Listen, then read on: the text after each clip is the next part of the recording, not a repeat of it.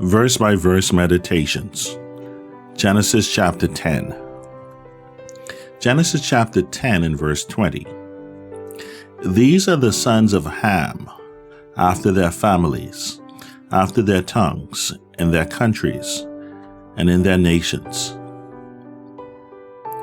Let us have a look at the map here that shows where the sons of Ham would have had control or jurisdiction. As we can see, they would be in the northeast portion of Africa. They would have settled on the Arabian Peninsula.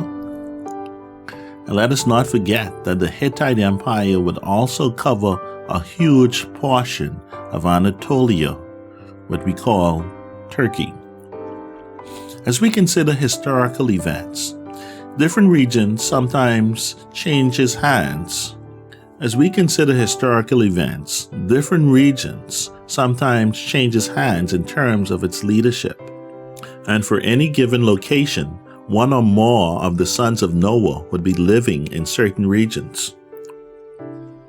Not only is this normal, but interbreeding and intermarrying is often the way of life. But there is oftentimes cultural dominance, and this can also be amplified if your peoples are the ones that are in authority. Practically every nation that now exists will have 2 or 3 strong political influences. If you live long enough, at some time in your life, the political influence that you support will actually be in power or in authority. Just for your information, there is no political party or figure that will bring any kind of utopia to this world until Jesus comes and stands on the Mount of Olives.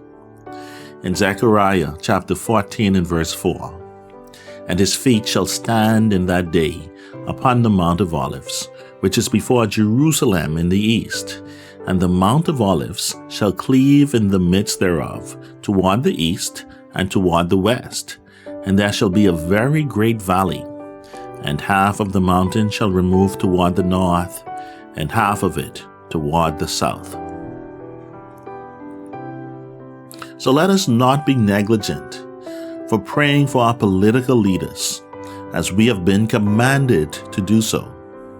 In 1 Timothy chapter 2, verses 1 to 3, "I exhort therefore that first of all supplications, prayers, intercessions, and giving of thanks be made for all men, for kings, and for all that are in authority, that we may lead a quiet and peaceable life in all godliness and honesty.